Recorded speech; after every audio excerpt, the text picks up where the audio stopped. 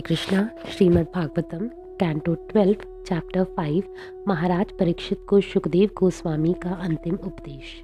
सुखदेव गोस्वामी ने कहा, इस श्रीमद् भागवत की विविध कथाओं में भगवान हरि का विस्तार में वर्णन हुआ है, जिनके प्रसन्न होने पर ब्रह्मा जी उत्पन्न होते हैं और उनके क्रोध से रुद्र का जन्म होता है।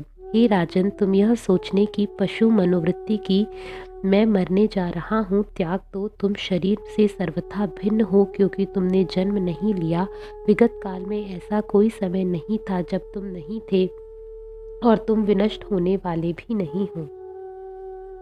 तुम अपने पुत्रों तथा पौत्रों के रूप में फिर से जन्म नहीं लोगे। जिस तरह बीज के अंकुर जन्म लेता है और पुनः नया बीज बनता है, प्रत्युत तुम भौतिक शरीर तथा उसके साथ सामान से सर्वथा भिन्न हो। जिस तरह अग्नि अपने ईंधन से भिन्न होती है, स्वप्न में मनुष्य अपने ही सिर को काटा जाते देख सकता है और वह यह समझ सकता है कि उसका आत्मा स्वप्न के अनुभव से अलग खड़ा है। इस तरह जगने पर मनुष्य यह देख सकता है कि उसका शरीर 5 भौतिक तत्वों का फल है।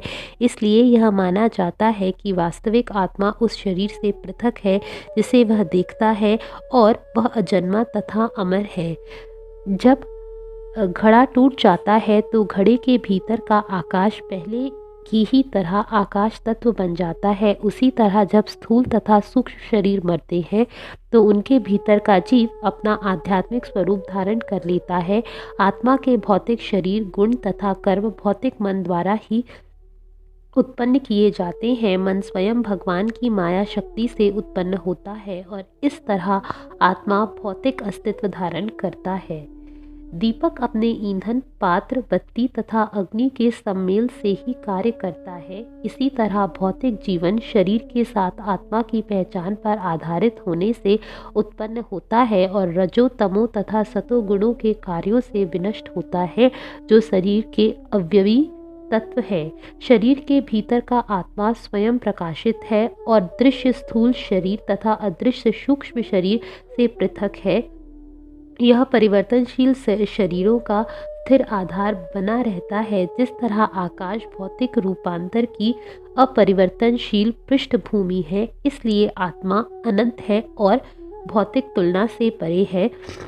हे राजन, भगवान वासुदेव का निरंतर ध्यान करते हुए तथा शुद्ध एवं तार्किक बुद्धि का प्रयोग करके अपनी आत्मा पर सावधानी से विचार करो और यह भौतिक शरीर के भीतर किस तरह स्थित है।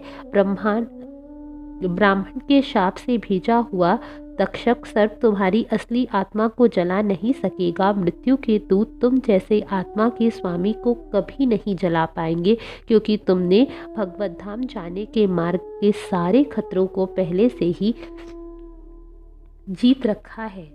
तुम मन में यह विचार लाओ कि मैं परम सत्य, परम धाम से अभिन्न हूँ और परम गंतव्य, परम सत्य मुझसे अभिन्न है। इस तरह अपने को परमात्मा को सौंपते हुए जो सभी भौतिक उपाधियों से मुक्त है, तुम तक्षक सर्प को जब वह तुम्हारे पास पहुंचकर अपने विश्व दंतों से तुम्हारे पैर को काटेगा तो तुम्हें पता तक नहीं लगेगा। ना ही तुम अपने मरते हुए शरीर को या अपने चारों ओर के जगत को देखोगे, क्योंकि तुम अपने को उनसे पृथक अनुभव कर चुके होगे। हे प्रिय परीक्षित, मैंने तुम्हें ब्रह्मांड के परमात्मा भगवान हरि की लीलाओं के सारी कथाएं कह दी, जिन्हें प्रारंभ से तुमने पूछा था। अब तुम और क्या सुनना चाहते हो? हरे कृष्णा।